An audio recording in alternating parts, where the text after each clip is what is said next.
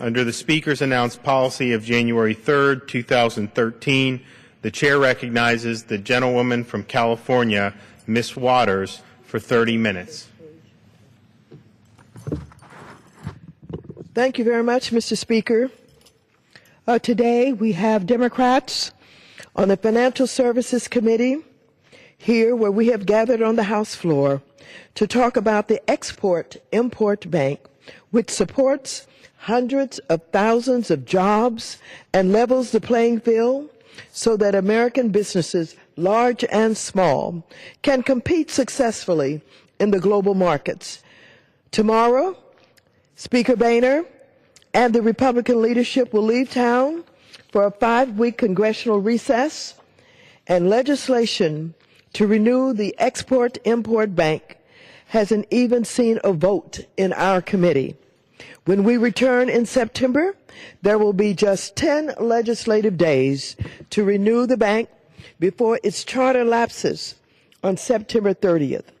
This ideological push to abolish the Ex-Im Bank is an irrational crusade to destroy an agency that supports hundreds of thousands of jobs and propels economic recovery without costing taxpayers a dime. The result could be the end of an institution that over the past 5 years has supported 1.2 million private sector American jobs and over 200,000 jobs last year alone. Additionally, the Ex-Im Bank reduced our national deficit by returning over $1 billion to taxpayers last year alone through interest and fees. Still, critics of the bank say it is a risk to taxpayers, that it picks winners and losers, and that it interferes in the free market and therefore creates a less efficient economy. And for all of those reasons, it should be abolished, they say. But first, let me say, this notion that there's such a thing as pure free enterprise that, if left to its own devices, would flourish with total efficiency and self-discipline and allocate resources and spread risks in such a way that accrues to the benefit of everyone in society. This notion of just pure free enterprise simply doesn't exist. In fact, I thought one of the lessons we learned from the recent financial crisis is that markets must be embedded in systems of governance. The idea that markets are self-correcting, many of us thought, had received a mortal blow. Regardless of the outcome, Republicans have already created uncertainty for thousands of American companies trying to compete against businesses in China, Korea, and across Europe, all of which have their own version of the Ex-Im Bank. Mr. Speaker, I'd like to enter into the record a letter from Mr. Steve Wilburn, who is the CEO of the green energy company, Firm Green, who lost $57 million in contracts because of uncertainty surrounding the future of the Ex-Im Bank.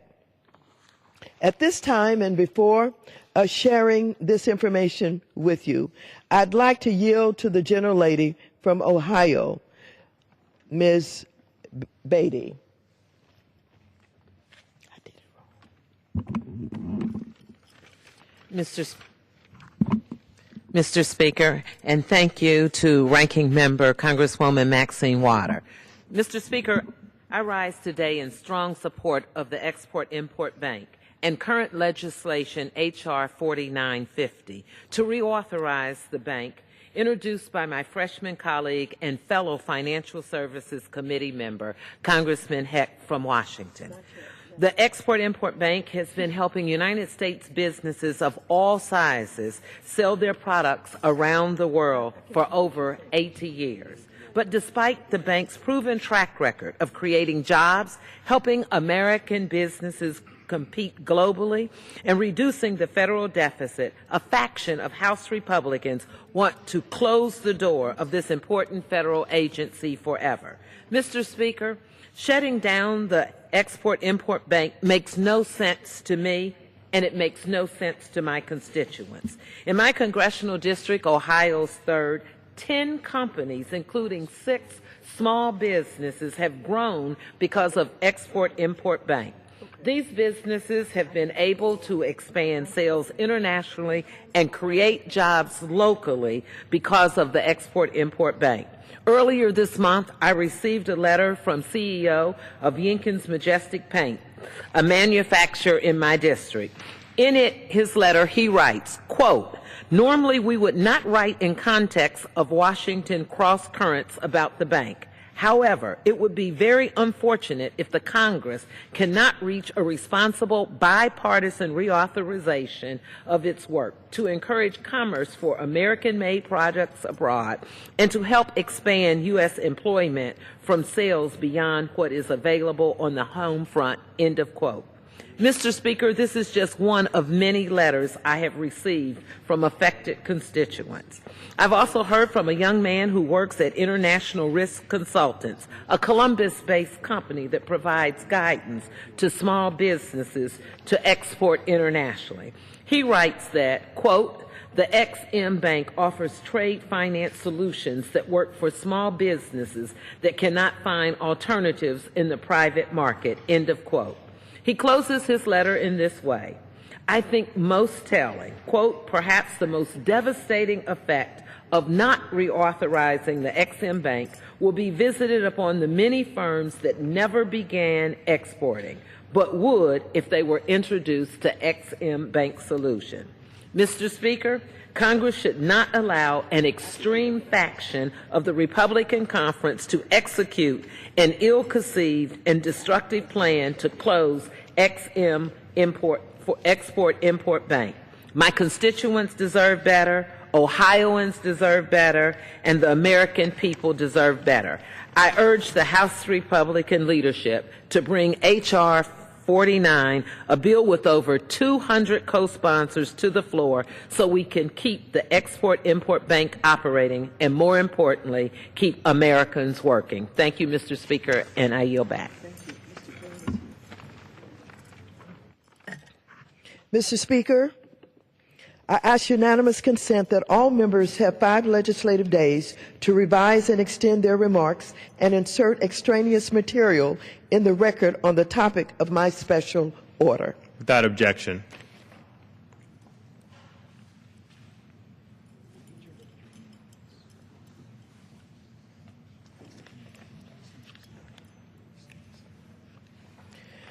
Mr. Speaker and members, I'd like to again enter into the record a letter from Steve Wilburn, CEO of the Green Energy Company, Firm Green, who lost a $57 million contract because of uncertainty surrounding the future of the XM Bank. I'll read you excerpts from his letter.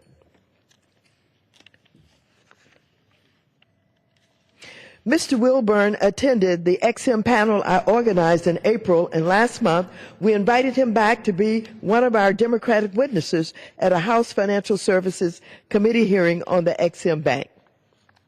He is among the best witnesses we've ever had at a hearing.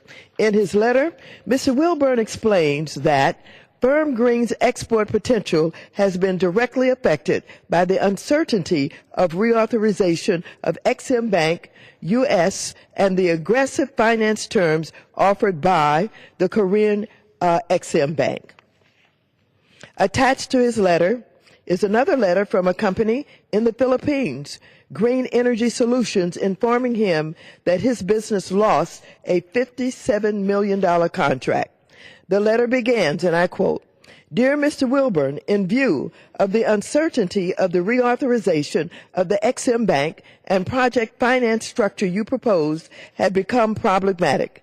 We have made the decision in May this year not to proceed with your project offering." Mr. Wilburn goes on to say, in summation, as a combat decorated veteran, small business owner, job creator, exporter, and concerned citizen, I believe we should not unilaterally disarm and abandon the very governmental agency that allows U.S. manufacturers and other U.S. exporters to fairly compete on the world's trading stage.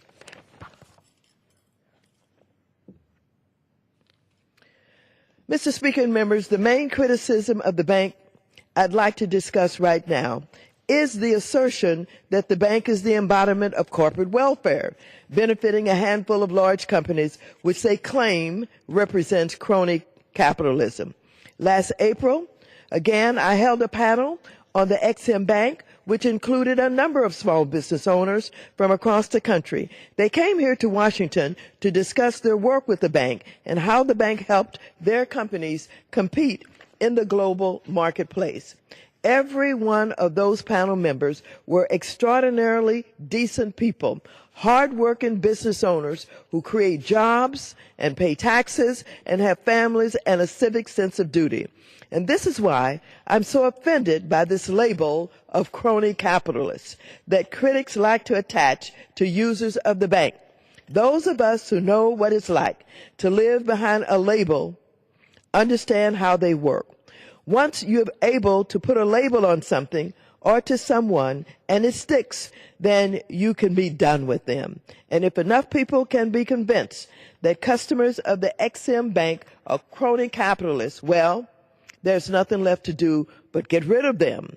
It's so important to note that while a good amount of the bank's support goes to large companies, the vast majority of Ex-Im transactions, nearly 90%, help small businesses. In fact, if the Ex-Im Bank were abolished today, it would affect small and medium-sized businesses just as much or more as large exporters. Perhaps more, given the distinct challenges and risks small businesses face when looking to export. Moreover, large U.S. exporters that benefit from high dollar volumes of Ex-Im financing also have large domestic supply chains, which consist largely of small and medium-sized businesses that benefit indirectly, but it is very important, in very important ways from Ex-Im support. At this time, I would like to enter into the record excerpts from Breck Manufacturing and Hansen Engineering. That objection. This is a letter from Mr. Greg Lay, Vice President first of Hansen Engineering. I'll read this letter first from Hansen Engineering. Hansen Engineering Company is one of many small businesses in the South Bay area of Los Angeles, California, that is dependent on Boeing contracts to support the business. 90%, he says, of our contracts support Boeing aircraft, either directly or indirectly, through our prime aerospace companies throughout the world. My company staffs approximately 60 employees who live in the South Bay and surrounding areas and depend upon the support of Boeing for the well-being of their families. Without the reauthorization of Ex-Im Bank, it would be impossible for us to have a big impact on the health of our businesses. It is employees and their families. Next, we have the letter from Breck Manufacturing. Breck Manufacturing Company is a small business in California with 170 employees who have a critical interest in foreign sales of Boeing commercial aircraft. The Export-Import Bank plays an important role as an intermediary in the sale of these aircraft. This letter is to express our support for the Ex-Im Bank as it is key to securing additional sales of Boeing commercial aircraft. He goes on to say our representatives who support the military should also be concerned with the Ex-Im Bank because of the role it plays in supporting jobs in companies like ours, both large and small, across the country. He further states, we supply critical aircraft structural components which are key to successful safe air transport and air defense. There are many others like us who represent thousands of high-skilled and well-paying positions with good benefits. Please express our support for the Ex-Im Bank to your colleagues. We're counting on them to do the right thing and support American manufacturing jobs. At this time, I'd like to yield to the gentleman from Washington, Mr. Heck, who is a leader with a bill that is reauthorizing, that would reauthorize the Ex-Im Bank if we can get the support from the opposite side of the aisle that we need. Thank you. I thank the ranking member of the committee very much, Mr. Speaker. I'm going to offer 4 elegant, simple, straightforward reasons why it is so critically important that the U.S. Congress reauthorize the Export-Import Bank prior to its expiration on October 1st, and they are simply as follows. The Export-Import Bank creates jobs, it helps small businesses, it promotes fiscal responsibility, and it advances economic growth. With respect to jobs, it's already been cited that in the last 5 years alone, the Export-Import Bank is responsible for the creation of over 1 million jobs, 205,000 jobs in just the last year. But here's what's not been said. Export-related jobs in America pay 13 to 18% more than non-export jobs. So it doesn't just create jobs, it creates good jobs. And it helps small businesses. 90% nearly of all transactions of the Export-Import Bank are with small businesses. And to put a fine point on that, last year, it was 3,413 small businesses. Businesses like Pexco in Fife, Washington, which makes traffic signs to promote safety during construction, recently sold $125,000, a small order by any measure, to the Netherlands, I think it was. Only one entity would guarantee payment because no one else could collect across international borders. And that entity, of course, was the Export-Import Bank. Stack, another veteran-owned business in Sumner, 8 employees. They do exporting. They're going to hire 3 new employees on the basis of their international sales. But you know what is incredibly frustrating for somebody who comes from the private sector? Is, frankly, the woeful deficiency in understanding, because the small business support that the Export-Import Bank provides does not stop with direct loans and loan guarantees to small businesses, because big businesses buy goods and services from small businesses as well. The greatest airplane maker in the world, Boeing Airplanes, uses 15,000 businesses in their supply chain, and 6,600 of them are small businesses. I was recently on an Alaska flight from SeaTac to National Airport in Washington, D.C., and a friend of mine named Eric Hahn, who works at General Plastics in South Tacoma, was sitting just a couple seats behind me. As everybody was gathering on the plane and shoving their luggage up above and getting seated, Eric jumped up and he said, Denny, you see this? You see this? And he was pointing at the plastic between the 2 overhead bins. He said, we made that. We made that. General Plastics has 185 employees, another small business. The Export-Import Bank promotes fiscal responsibility. It's been more than a generation since there was any red penny supporting or subsidizing the Export-Import Bank in the wake of reforms adopted during the Reagan years. Indeed, last October, more than $1 billion transferred to the U.S. Treasury. If we deauthorize the Export-Import Bank, our deficit's going up. Who wants that to happen? And finally, the Export-Import Bank promotes economic growth. Let me give you a series of facts. We cannot change these facts by wishing them away. Fact number 1, 95% of the consumers in the world live outside our borders. 95% plus, actually. Another fact, since 1980, global trade has increased something like 5-fold. 5-fold. And let me give you another fact. If we in America want to keep our middle class, we better learn how to sell to the growing middle class throughout the world. And the Export-Import Bank is an outstanding tool to do that. You know, America's economy is projected to grow by only about 2.4% a year over the next 10 years. And you know what the shame of that is? The shame of that is it's not fast enough to absorb even the kids coming out of high schools and post-secondary education and colleges. We simply have to grow this economy faster, and there is no better way than to participate in the exploding global economy. Every developed nation on the face of the planet has an export credit authority. And in fact, about 60 in all. Theirs are larger than ours, either in absolute dollars or in terms of a percentage of their gross domestic product. Why? Why would we unilaterally disarm? Why would we unilaterally disarm? Finally, let me say this.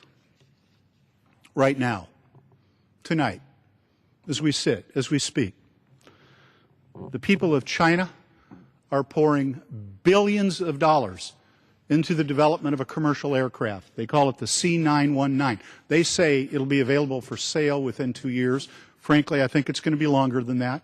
It'll be 3 or 4 or 5. But whenever it is, they're going to create even more fierce competition for an industry that is a bulwark of America's manufacturing base. A bulwark. And what about China's Export Credit Authority? It's 6 times larger in absolute dollars than America's. And as a percentage of GDP, it's 35 times larger. So, I ask the members of the House, let us not wake up 63 days from now with no Export Credit Authority. This is the 16th time by my count we've reauthorized the bank. Almost every time by virtually unanimous support. And there are more than 300 votes on this floor to pass it, if they will but bring it to a vote. In the name of jobs, in the name of small businesses, and in the name of fiscal responsibility, and in the name of economic growth, let us reauthorize the Export-Import Bank. Thank you very much, and I yield back the balance of my time. Thank you, Mr. Speaker. Is he awake? Is he awake up there in the chair? I would like to yield to the gentleman from Texas, Mr. Al Green. Thank you, Congressman, for the leadership and the support that you've shown for the Export-Import Bank.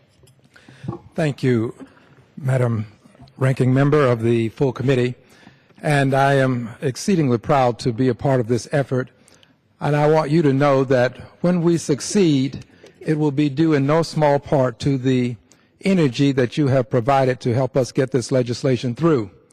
I would also like to thank Mr. Heck for H.R. 4950, an outstanding piece of legislation. It extends the Export-Import Bank for 7 years, and it will increase the cap to $175 billion. I think it's an outstanding piece of legislation, and of course, I am one of the persons who is supporting it. Mr. Speaker, let me start by indicating that the Export-Import Bank is not one of the too big to fail institutions. It wasn't involved in the credit default swaps, wasn't involved with derivatives, wasn't involved with no-doc loans, wasn't involved in all of these exotic products that nearly caused the collapse of the economy. If the truth be told, the Export-Import Bank was one of the reasons why the economy was able to survive. It has been thriving. It has done well. It pays for itself by virtue of the loans that it makes, by virtue of the fees that it collects, by virtue of the products that it insures. The Export-Import Bank makes good sense. I find no business people in my community who are in opposition to the Export-Import Bank. It is not too big to fail, and it should not be too small to save. We ought to do what we have done 16 times in the previous 80 years, and that is reauthorize the Export-Import Bank, a clean bill, and do it with very little fanfare. Unfortunately, that is not the circumstance that we confront presently. Unfortunately, there are persons who believe that the Export-Import Bank no longer serves a useful purpose. Well, it serves a useful purpose for the people in my district, and the facts speak for themselves. In my district, between 2007 and 2013, in the 9th Congressional District, we had a total of 88 export importers. We had 39 small businesses, 13 minority-owned businesses, and 4 women-owned businesses. And we are proud of these businesses that are owned by women because we still contend that when women succeed, America succeeds. The Export-Import Bank is on the agenda to help women succeed. I would add that there are businesses that have indicated that they are supportive, and I have a letter from the company in Houston. The style of it is the South Coast Products Company. And I just shall read an excerpt from their letter. I have many letters to read, but I shall pick a few and just read excerpts. This one reads, and it's addressed to the Honorable Maxine Waters. We are a small manufacturer in Texas that exports thread and valve lubricants, primarily to the oil and gas industry. We have used Export-Import Bank's export credit insurance for 13 years. During that time, our export business has grown by a factor of 15 because of the security offered by our policy with Export-Import. I shall go to the last paragraph, which reads, please emphasize to your colleagues that XM Bank is not corporate welfare. This is a business that has written this to us, or a charity of any kind. It facilitates U.S. exports, especially for small businesses like us, while supporting itself. Please do not let them put our livelihoods on the chopping block for their own political gain. This is from South Coast Products, a Texas business. I would also like to read a letter from the Greater Houston Partnership. The Greater Houston Partnership is the preeminent Chamber of Commerce in my area. It is called the partnership because we do things differently in Texas. And the partnership is also joined in this letter by a good many other entities that I shall name after having read an excerpt from this letter. It reads, the Houston region continues to enjoy strong economic driven in large part by the Export-Import Bank.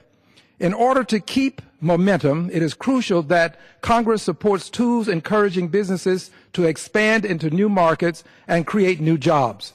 The Export-Import Bank of the United States is one of these tools, and we ask that you support this legislation. The letter is addressed to me. And it goes on to add that small and medium-sized businesses in our region also benefit directly from Export-Import. Small businesses account for nearly 85% of XM Bank's transactions. Further, these transaction figures do not include the tens of thousands of small and medium-sized businesses that supply goods and services to large exporters using the bank. This is signed by the Bay Area Houston Economic Partnership, the Baytown Chamber of Commerce, the Brenham Washington County Chamber of Commerce, the Clear Lake Chamber of Commerce, the Greater Beaumont Chamber of Commerce, the Greater Tomball Area Chamber of Commerce, the Houston East End Chamber of Commerce, the Houston Northwest Chamber of Commerce, Lake Houston Area Chamber of Commerce, League City Chamber of Commerce, Pearland Chamber of Commerce, West Chambers County Chamber of Commerce, and the Wharton Chamber of Commerce. I close simply with these words. Businesses are supportive of the XM Bank. People understand the necessity for it. We but only need to have a vote on it to get it continued. I yield back the balance of my time. Mr. Speaker and members, you have heard about businesses in any number of districts that receive the support from the XM Bank. I would like to read to you excerpts from a letter from Chairman Hinterland's district. This is from Fritz Pack. And this letter is about how XM Bank helped save my business, he says. His name is Gabriel Ojeda, president of Fritz Pack Corporation. And this is the excerpts I would like to read. During the past 5 years, we've grown our international sales from 15% to over 35% of our business. We now have major trading partners in over 30 different countries, including Brazil, Russia, India, and Taiwan. Most recently, we exhibited our products at BAMA International Trade Fair in Munich, Germany. So what is Fritz Pack Corporation today? We're an American manufacturer of the best concrete admixtures in the world, and we sell them as far as Yellowknife, Canada, and as far as South Wellington, New Zealand. We may be small, but we think big. In an age where everything seems to be made someplace else, we're thriving here in the USA, and in no small part due to the services provided by Ex-Im Bank. Lastly, I'd like to read excerpts from Mr. Mike Boyle of Best in New Hampshire.